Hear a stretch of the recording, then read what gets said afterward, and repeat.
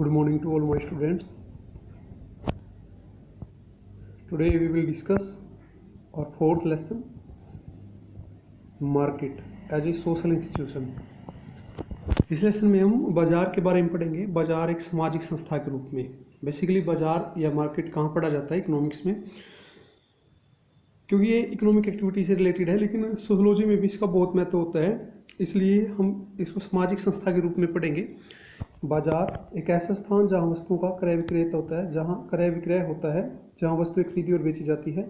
बाजार केवल एक आर्थिक संस्था नहीं बल्कि सामाजिक संस्था भी है।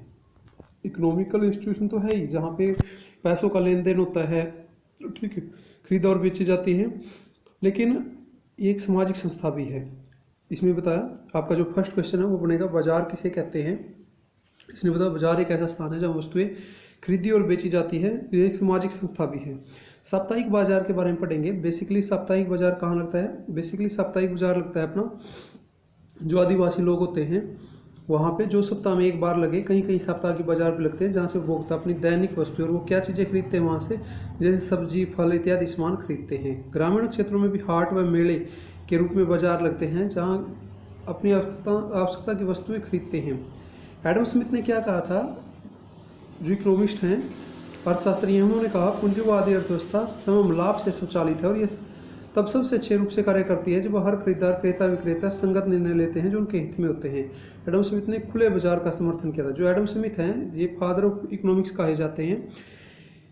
इन्होंने क्या कहा था कि बाजार को ना खुले ओपन रूप से छोड़ देना चाहिए, जहाँ पे उपभोक्ता और उत्पादनकर्ता एक दूसरे के साथ समम प्राइस का निर्णय कर लेते हैं।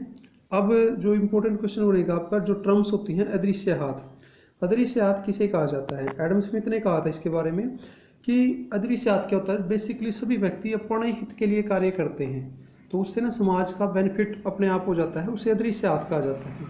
ठीक है, सभी व्यक्ति अपना लाभ बढ़ाने के लिए सोचते हैं। ऐसा करते हुए जब वो करते हैं तो समाज का अपने आप बेनिफिट होता रहता है। कोई अदृश्य शक्ति है जो समाज के हित में कार्य करती है, इसे अदृश्य हाथ कहा जाता है। ठीक, इसमें इस लेसन में ना बेसिकली टर्म्स हैं अपने पास। टर्म्स का मतलब जो हेडिंग्स है वो याद रखनी पड़ेगी। अदृश्य हाथ किसे कहते हैं? दूसरा जजमानी प्रथा। जजमानी प्रथा क्या होती थी? जैसे प्राचीन टाइम में गांव में भी ऐसी प्रथाएं पाई जाती थी जिसमें ना व्यक्ति को नगद या कुछ ऐसी, जैसे एक सेवा वर्ग होता था, एक सेवा करने वाला वर्ग होता था।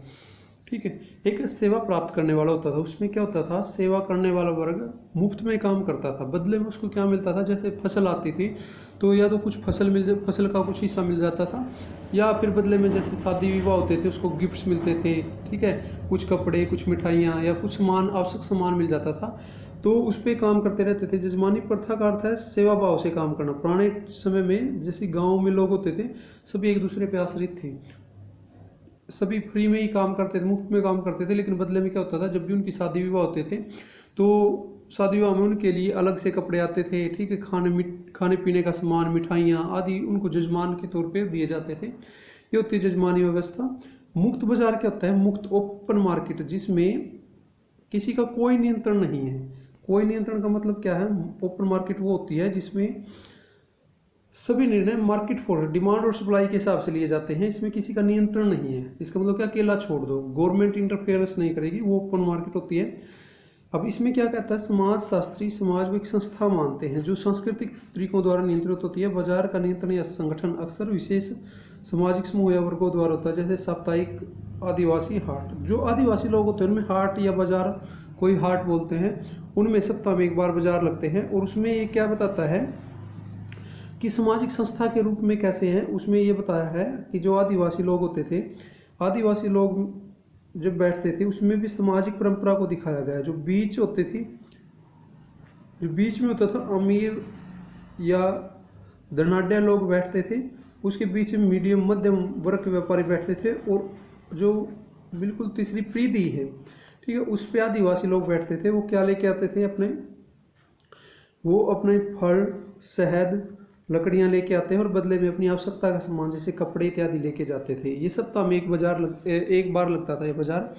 ठीक है, ये आदिवासियों में स्पेशल लगता है, जैसे झारखंड, छत्तीसगढ़, इनमें लगता है। जो जंगलों में लोग रहते हैं वहाँ से अपना सामान बेचने के लिए आते हैं। इससे क्या पता लगता है, इन परिधि से, कि भाई परिधि पे ये लोग बैठते हैं, इसमें मध्यम वर्ग बैठते हैं, इसमें अमीर व्यक्ति या अमीर व्यापारी बैठते हैं। इससे ये पता लगता है उनकी सामाजिक स्थिति का, कि जो बीच में बैठते हैं वो धनाढ़ वर्ग से, जो बीच में बैठते हैं मध्यम वर्ग से, और जो लास्ट में बैठते हैं वो मजदूर वर्ग से होते हैं, या जो आदिवासी होते हैं वो परिधि पे बैठते हैं। इससे उनकी सामाजिक अवस्था का पता लगता है।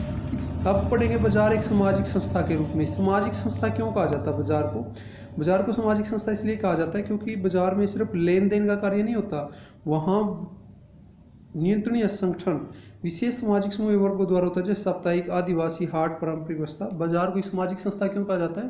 क्योंकि सिर्फ वहाँ पे पैसा कमाना ही मुख्य रूप से काम नहीं होता, वहाँ जान पहचान बढ़ती है, एक दूसरे से सहयोग की भावना आती है।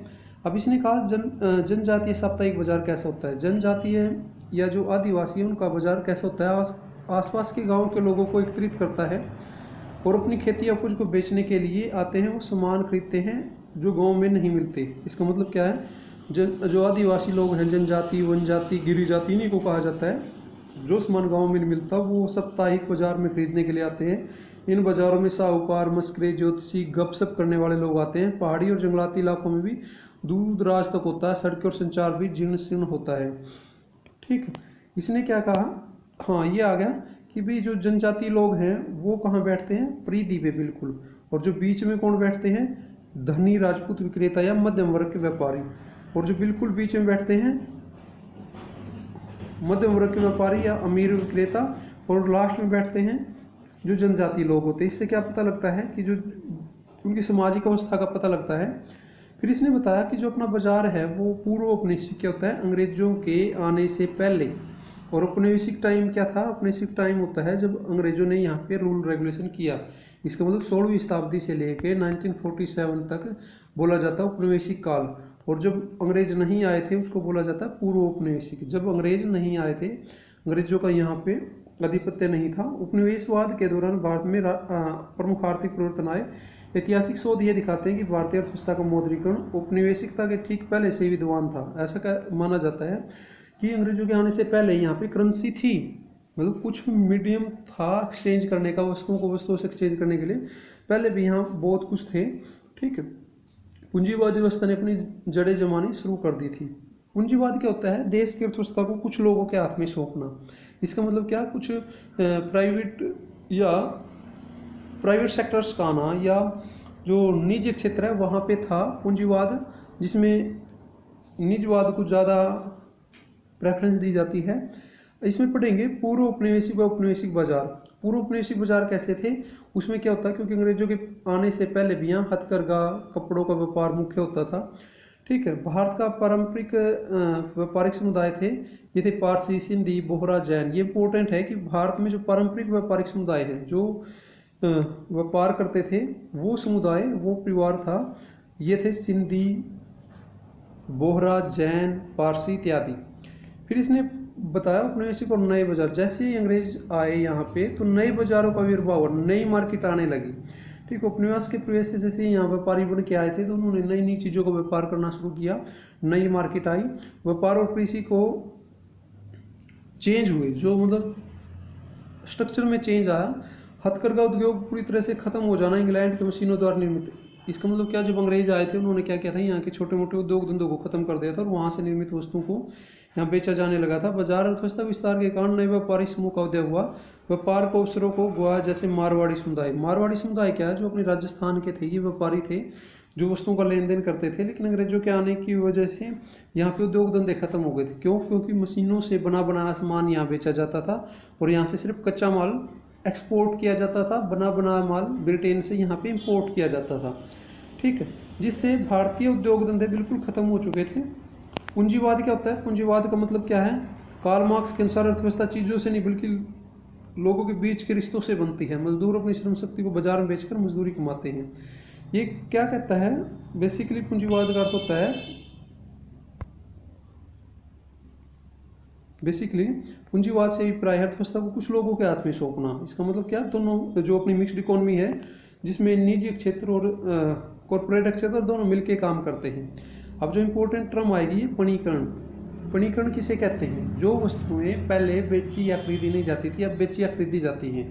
जैसे पानी, पहले पानी को नहीं बेचा जाता था लेकिन आज पानी बाजार में बिकता है।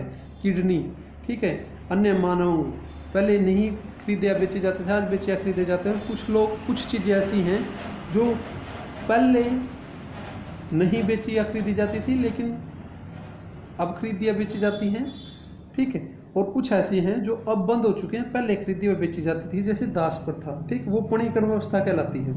इस प्रोसेस को पणीकरण व्यवस्था कह जाते हैं। उपभोग किसे कहते हैं? उपभोक्ता जो अपनी इच्छाओं की पूर्ति के लिए वस्तु का उपभोग करता है। एक इंपॉर्टेंट क्वेश्चन और बनता है इसमें, प्रतिष्ठा का प्रतीक, ये क्या होता है? Status symbol.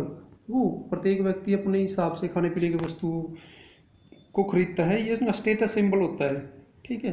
फॉर एग्जाम्पल जैसे कि शूज पहनते हैं लोग, कोई 100 रुपये के पहनता है, 1000 रुपये के, 4000 रुपये वाले, तो उनका ना स्टेटस सिंबल होता है ये, प्रतिष्ठा का प्रतीक। भूमंडलीकरण आता है, ये इंपॉर्टेंट क्वेश्चन आपका, वेरी इंपॉर्टेंट क्वेश्चन है। भूमंडलीकरण किसे कहते हैं? देश की अर्थव्यवस्था को विश्व की अर्थव्यवस्था के साथ जोड़ना। ग्लोबलाइजेशन, भूमंडलीकरण, वैश्वीकरण, ये एक ही चीज़ है, ठीक है। भू का मतलब पृथ्वी, मंडलीकरण का मतलब इकट्ठे करना, पूरी विश्व की अर्थव्यवस्था को जोड़ना, एक देश की अर्थव्यवस्था को विश्व की अर्थव्यवस्था के साथ जोड़ना वैश्वीकरण या भूमंडलीकरण कहलाता है। इसमें क्या, संपूर्ण विश्व एक गांव जैसा हो चुका है। क्यों? क्योंकि जो कनेक्टिविटी है, संचार के साधन है, मोबाइल फ़ोन है, इसने ना पूरे वर्ल्ड को एक कर दिया है। फिर इससे क्या होता है, इंटरनेट, वेबसाइट्स या दूसरे उनकी वजह से इनमें अब ये क्या कहता है, मार्केट में अब जो लेसन पढ़ रहे हैं हम, बाजार वाला, बाजार पे ग्लोबलाइजेशन का क्या इफेक्ट पड़ा है? इसका ये इफेक्ट पड़ा है कि आज क्रेता या विक्रेता को मिलने की जरूरत नहीं है आपस में। क्यों? ऑनलाइन शॉपिंग्स होती है, घर पे ही आ जाता है। अब पढ़ेंगे उदारीकरण। उदारीकरण क्या होता है? वह प्रक्रिया जिससे सरकारी विभागों का निजीकरण, पूंजी व्यापार व श्रम में सरकारी दखल कम देना, विदेशी वस्तुओं आयात शुल्क में कमी करना और विदेशी कंपनियों को भारत में उद्योग स्थापित करने की इजाज़त देना इत्यादि शामिल होता है, ठीक। उदारीकरण का बेसिकली मतलब क्या होता है? उदारीकरण से अभिप्राय है देश की अर्थव्यवस्था को प्रतिबंधों से मुक्त करना। प्रतिबंध में क्या आता है? सरकारी दखल को कम करना, ठीक है। विदेशी वस्तुओं के आयात शुल्क में कमी करना, लाइसेंस में कमी करना, उनको परमिशन देना, ये होता है। इसके बेनिफिट क्या हैं? उदारीकरण के बहुत सारे बेनिफिट हैं। इससे क्या होगा? विदेशी वस्तुएं आएंगी देश में, विदेशी कंपनियां आएंगी या निवेश करेंगी, उनका पैसा आएगा, आर्थिक विकास होएगा, एम्प्लॉयमेंट मिलेगा। इसका मतलब दूसरे देशों की FDI आएगी, जो फॉरेन डायरेक्ट इन्वेस्टमेंट आएगा, विदेशी कंपनियां यहाँ पे इन्वेस्ट करेंगी, तो उससे क्या होगा? रोजगार बढ़ेगा, अपने देश का विकास होएगा, निवेश बढ़ेगा, विदेशी वस्तुएं आएंगी। लेकिन इससे क्या होता है? इसकी कुछ हानियाँ भी हैं। हानियाँ क्या है? भारतीय उद्योग विदेशी कंपनियों के साथ प्रतिस्पर्धा नहीं कर पाते, जैसे कार, इलेक्ट्रॉनिक। इससे मतलब क्या, अपनी देखो बेनिफिट भी है लेकिन नुकसान क्या है कि जो विदेशी कंपनियां आएंगी यहाँ पे, वो ज़्यादा इन्वेस्ट करेंगी, अपने देश में इतना ज़्यादा इन्वेस्ट नहीं है या टेक्नोलॉजी नहीं है, जिसकी वजह से ये पिछड़ जाएंगे। समर्थन मूल्य क्या होता है? जो किसानों का उपज का सरकार उचित मूल्य देती है, कम से कम जो न्यूनतम मूल्य दिया जाता है वो समर्थन मूल्य कहलाता है। जैसे गेहूँ का मूल्य सरकार द्वारा दिया जाता है कि भाई कम से कम ये रेट है, इससे कम सरकार, इससे कम कहीं नहीं बेचा जाएगा, इस रेट पे सरकार खरीदेगी। यदि इससे ज़्यादा कहीं पे रेट मिलता है तो किसान बेच सकते हैं। समर्थन मूल्य किसानों को की उपज का दिया गया उचित न्यूनतम मूल्य होता है, ठीक। सब्सिडी क्या होता है? सरकार द्वारा दी गई सहायता मूल्य सब्सिडी कहलाती है। किसानों को उर्वरक, बीज, डीजल आदि पर दिया जाता है जो, वो समर्थन मूल्य कहलाता है, ठीक। ये था आपका थर्ड लेसन मार्केट से रिलेटेड। इसमें आपने ना बेसिकली क्वेश्चन बनाने हैं टर्म से रिलेटेड, कि जैसे उदारीकरण किसे कहते हैं, इसके लाभ, ठीक, वैश्वीकरण किसे कहते हैं, ये इसके लाभ। तो आपने ना स्टार्टिंग से क्वेश्चन फॉर्म में बनाने हैं। जैसे क्वेश्चन फॉर्म में कैसे बनेंगे, इसके आगे या आपने ना पूरे, या तो आप हेडिंग बना के लिखेंगे या क्वेश्चन बना के लिखेंगे। जैसे बाजार किसे कहते हैं, साप्ताहिक बाजार से क्या अभिप्राय है, ठीक, उदारीकरण किसे कहते हैं, वैश्वीकरण किसे कहते हैं, ठीक। यदि फिर भी आपको कोई जैसे टर्म्स, जो हेडिंग्स है, कोई पॉइंट्स है या कोई सी भी लाइन नहीं समझ में आती तो आप किसी भी टाइम पूछ सकते हैं। ओके स्टूडेंट्स, एंड सभी स्टूडेंट्स, देखो कोई भी प्रॉब्लम आती है you can ask to teachers, आप पूछें किसी भी टाइम पे, ठीक है। आपके पास बेसिकली ये नोट्स भी हैं, उसमें से देखते रहना, और नोट्स नोटबुक में ना, फेयर नोटबुक में ये सभी लिखेंगे।